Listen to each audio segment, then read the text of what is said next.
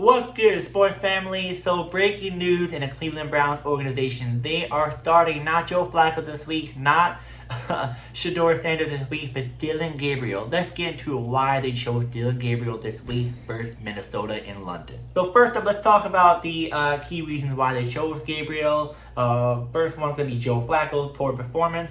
Joe Flacco has struggled badly this season. Through the first few games, he ranked last or near last in several quarterback metrics, passing ratings, completion percentage, and yards per attempt.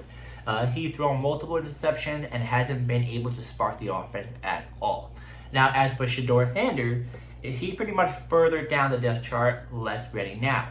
Sanders was drafted later on, which is the 5th round, placed as the third-string quarterback / emergency option behind Flacco and Gabriel. He has not been active in game so far, so he's behind Gabriel in terms of roster priorities. And some coverage suggest that coaches want him to develop more before trust him in live game situations. And then we got an investment in Gabriel and performance upside. Gabriel was drafted in the 3rd round, 94th overall by Cleveland. The Browns already placed him ahead of Sanders on the depth chart in training camp and preseason.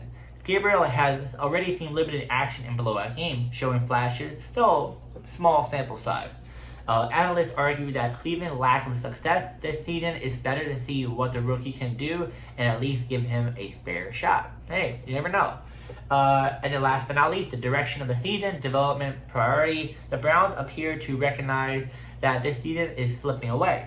So the marginal value of continuing with struggling veteran is lower. It becomes more about evaluating talent for the future.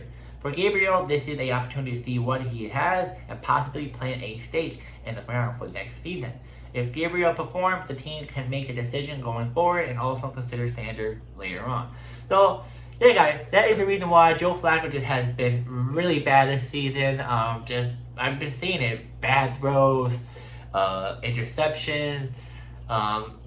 I've been seeing moments like, bro, what are you throwing? Are you throwing at the ground? You're throwing at the air? You're throwing out of bounds? Bro, these guys are open. You're just not moving.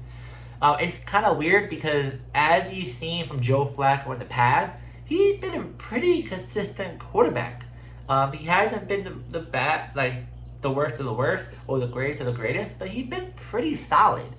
And it's not like his first radio show in Cleveland. He's been in Cleveland before. He helped the Browns get to the playoffs, which was weird this year because he's just so not him. He already knows the system.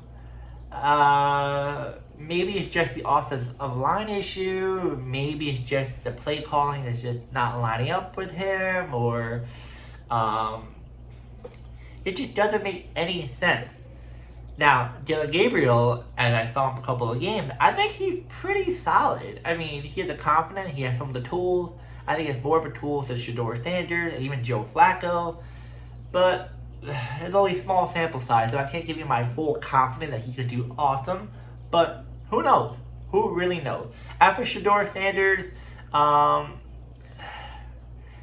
it just doesn't make any sense. They want him to improve, but practice is different compared to real gameplay. So why didn't they just put him in during a blowout game randomly? I don't get that. But I think this is a great move for the Browns to do this right now. It's only 4 games into the season. It's not like it's 8 or 9. You're like, whatever. So they still have a chance. I mean, it's not like the team is like doing amazing in their division. The only one doing good is the Steelers. The Ravens and the Bengals are doing horrible right now. Lamar Jackson will be out for a few weeks. And Joe Burrow's out for the season. So the Browns have a good chance to at least be somewhat good in that division.